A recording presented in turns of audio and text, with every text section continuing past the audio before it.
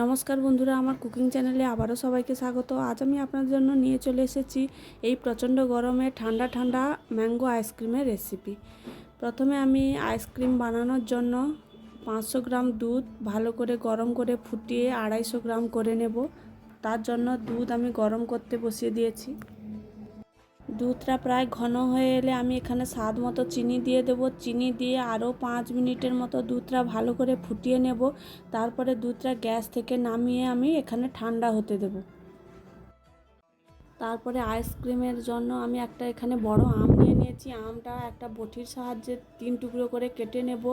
তারপরে আমের শাঁসটা বের করে নেব। একটা ছুরি দিয়ে আমের শাঁসগুলো একদম ছোট ছোট টুকরো করে নেব। একটা চামচের সাহায্যে টুকরো করা শাঁসগুলো বের করে আমি মিক্সির বাটিতে নিয়ে নেব, নিয়ে একটা পেস্ট বানিয়ে নেব।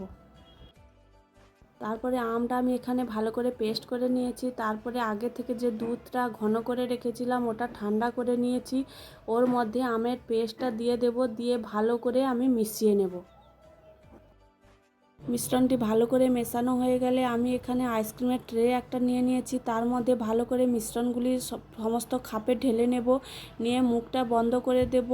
তা আপনারা যদি এখানে ট্রে না পান তাহলে যে কাগজের চায়ের কাপগুলো পাওয়া যায় ওর মধ্যেও আইসক্রিম বসাতে পারেন, ওটাও খুব সুন্দর হয়।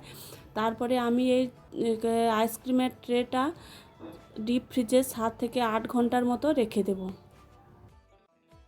7 থেকে 8 ঘন্টা পর আমি আইসক্রিমের ট্রেটা বের করে এনেছি। আপনারা দেখুন কিভাবে আইসক্রিমটা একদম সুন্দর জমে গেছে এবং খেতেও দারুণ হয়েছিল। আপনারাও চাইলে বাড়িতে কয়েকটি উপকরণ দিয়ে এই গরমে ঠান্ডা ঠান্ডা ম্যাঙ্গো আইসক্রিম বানিয়ে নিতে পারেন।